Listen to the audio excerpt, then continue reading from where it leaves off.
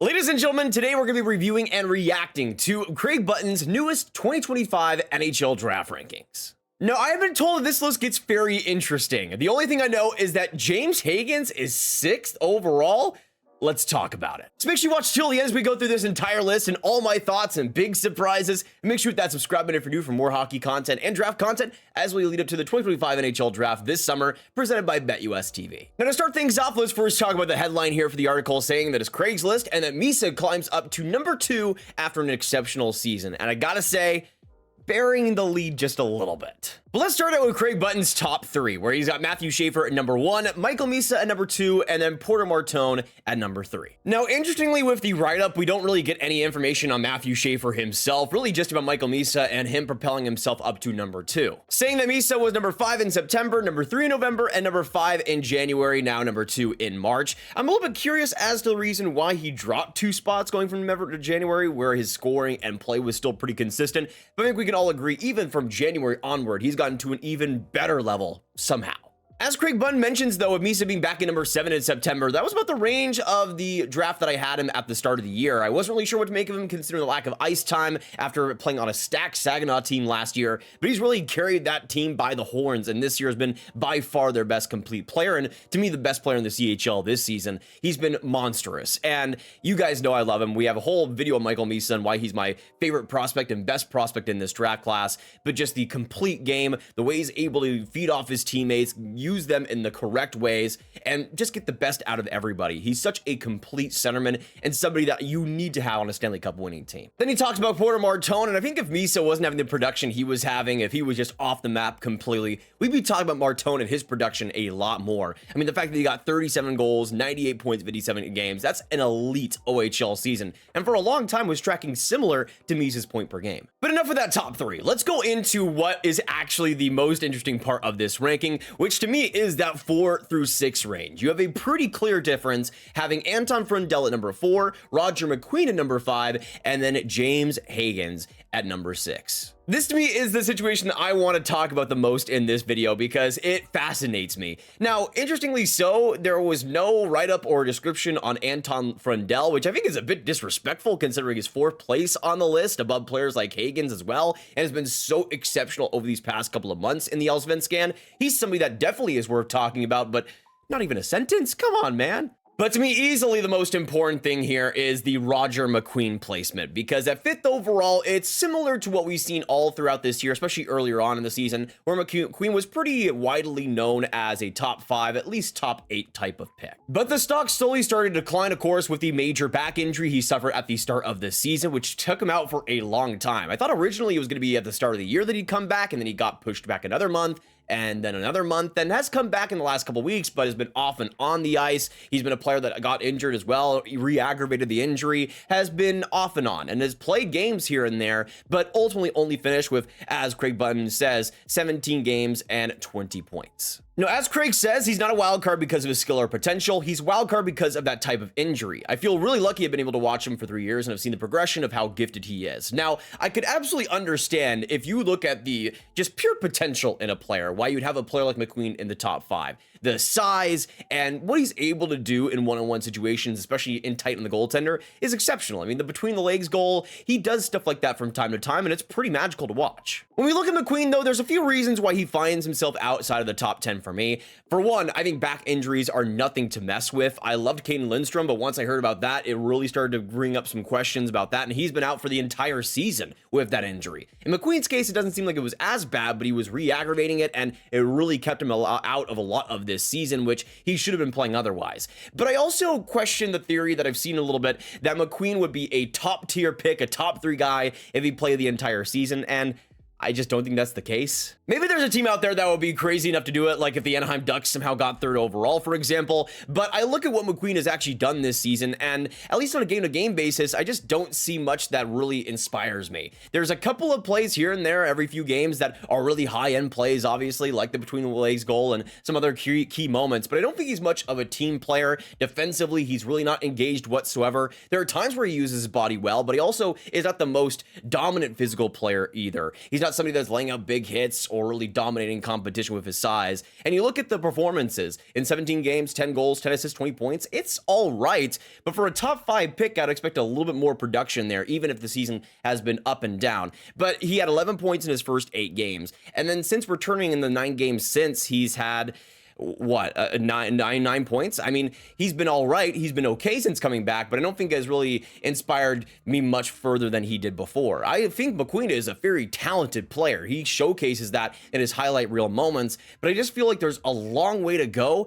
And considering the injury and considering he's one of the oldest players in this draft class too, those are a few factors that kind of negate his value for me. He's still in my early 10s as a prospect, still bringing a lot of potential, but I feel like there's a lot more factors that are boom or bust that maybe people aren't quite considering. And I think he's still somebody that is so much more of a project than basically everybody inside my top 15 that he gives me a lot of question marks. If you're a team that's willing to try to hit a home run, then McQueen could be somebody that I think could be really interesting, but if he ends up becoming nothing, I'm not exactly surprised. But then we go on to, in my opinion, the most important part of this topic, which is having a player like Roger McQueen over James Hagens. And this is the situation that I wanted to talk about the most. I probably wasn't going to make a video on his new ranking until I saw that Hagens was at number 6, which I guess it worked. For one, though, there was no write-up, no description at all as to why Hagens was at 6th overall, which I just find baffling. I don't know if he was trying to just ignore the situation or something, but you could have explained, and I think pretty coherently, why you'd have a player like Hagens lower, and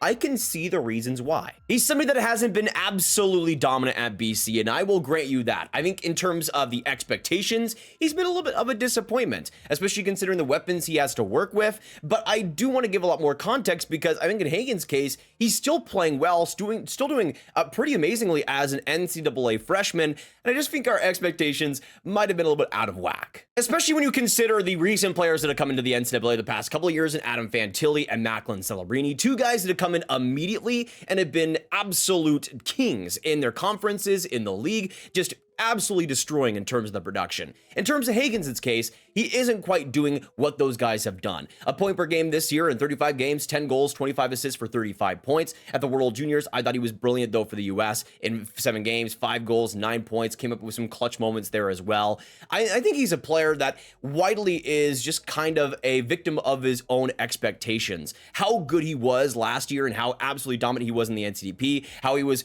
looked at as the clear favorite for 1st overall, how dominant he was at the U18 World Juniors.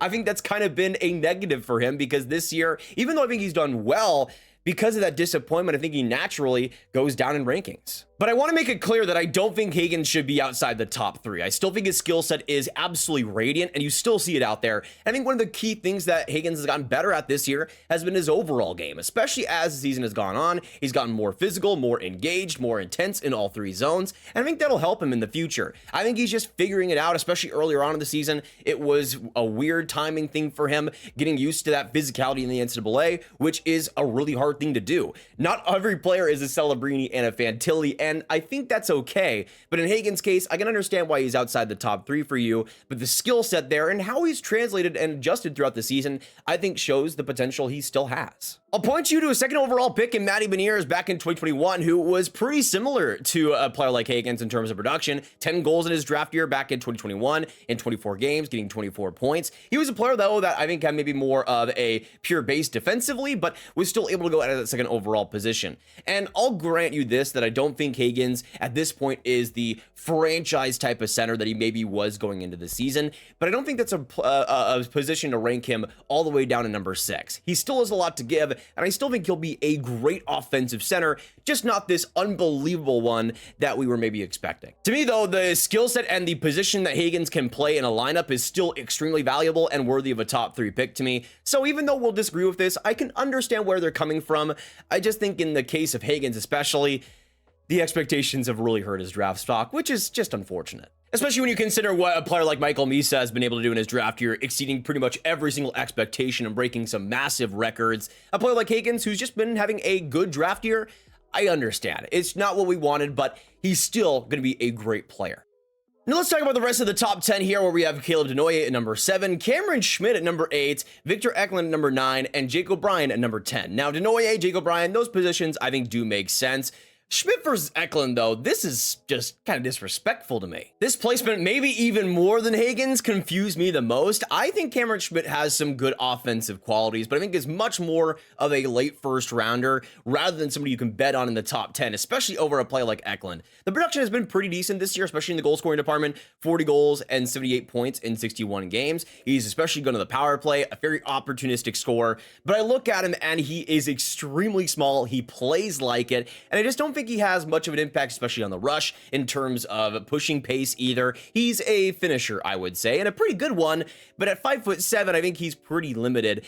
But you look at Victor Eklund, who's a lot bigger in both the size and the bulk department, and plays unbelievably intense. He's somebody that in the Allsvenskan has been so impressive all throughout this season, so consistent in both the regular season and the playoffs. You can see 19 goals, 31 points in 42 games. This is somebody that all throughout has been such a pivotal piece of his team, whether it be the World Juniors or in the Allsvenskan. I just love the skill set. I love the absolute dog that this guy plays with. And if I'm looking at translatability, if I'm looking at also just, I think, a better offensive product, a more projectable offensive product, Victor Eklund to me is that way more than Schmidt is. No offense to Schmidt, but stop underrating my boy Vicky, because he's going to make you pay. Now, going through the 11 through 20 range, there was a couple of interesting names I wanted to mention. First off, especially when there was so much talk about Roger McQueen and his potential, a player also in the WHL that I want to talk about is a player like Radim Mrtka, who has been really propelling up my draft boards ever since coming to the WHL. I've really enjoyed his game there, and just how mature he is already, how much potential there is with his skating, and how he's able to use it, how aggressive he can be as well defensively.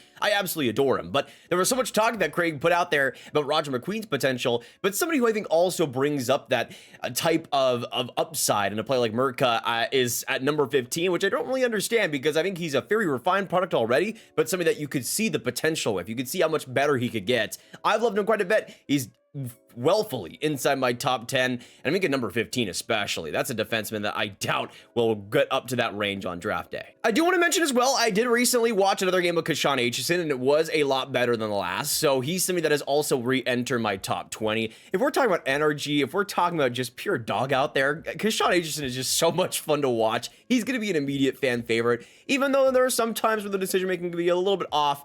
Man, the physical product there already, how aggressive he is on the rush. That boy, nice. I like him.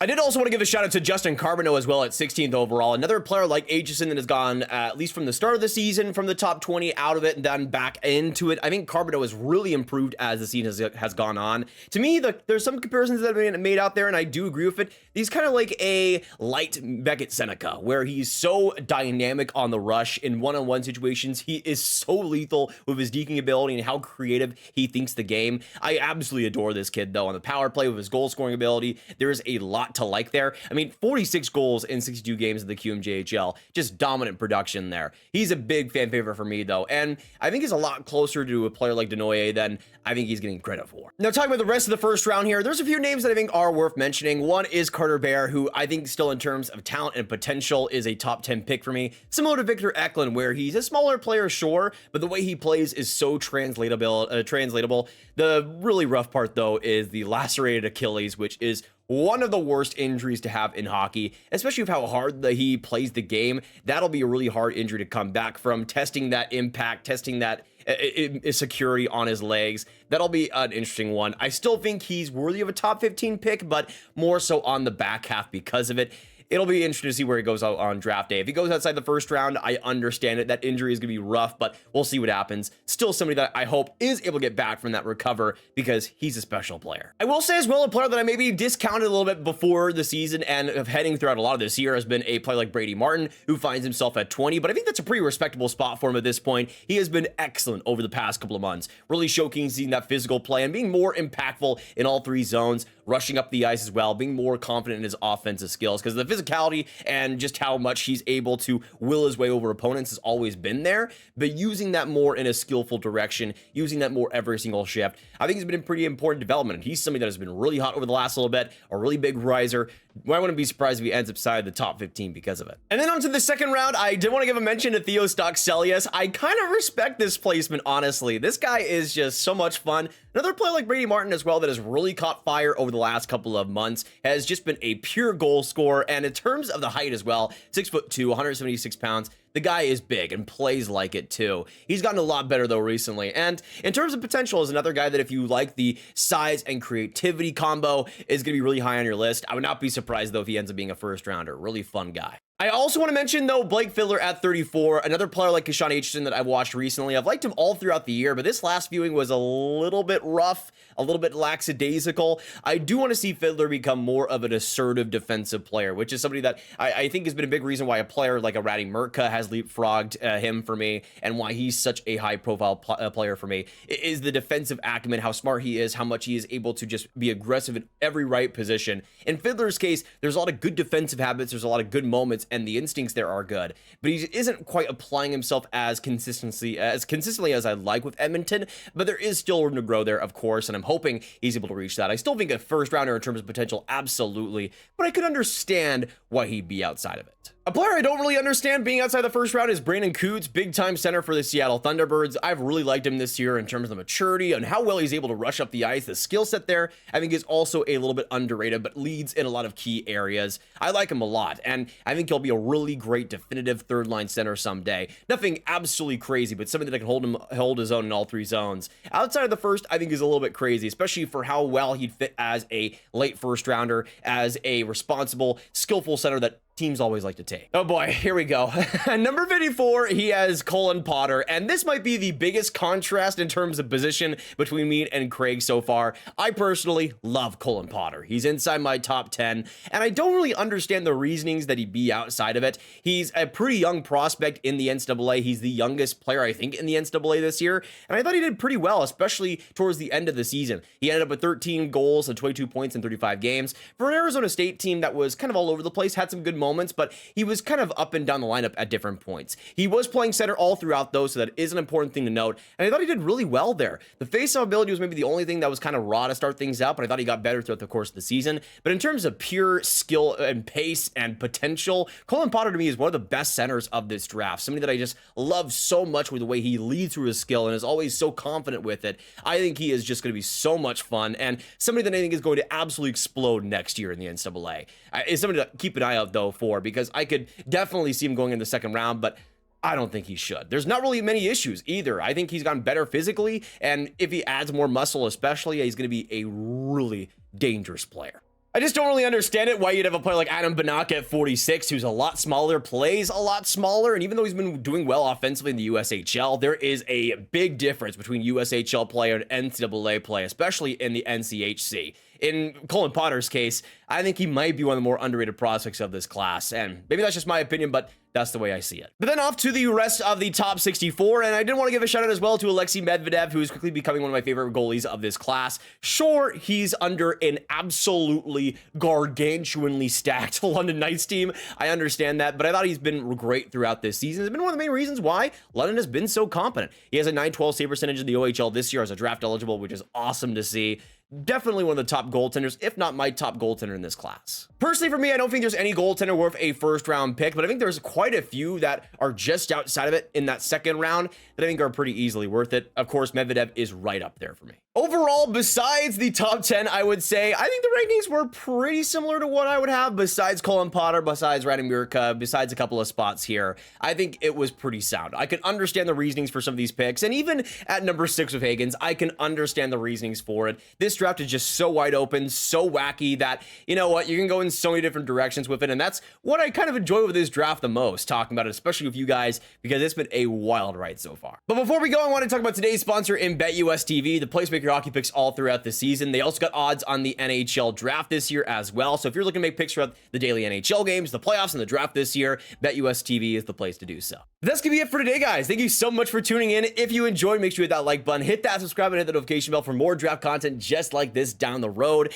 And let me know your thoughts down below on Craig's list. What did you agree? What did you disagree with? Do you think it was a horrible list? Do you think it was an accurate one? Let me know your thoughts down below. And of course, click on this card for all of my hockey prospects talk right in one playlist. A lot of stuff coming up in the draft, especially player profiles. We're gonna be going deep on some of these guys, so make sure you stick around for that. And I'll see you in the next one. Have a fantastic hockey day, y'all, and goodbye.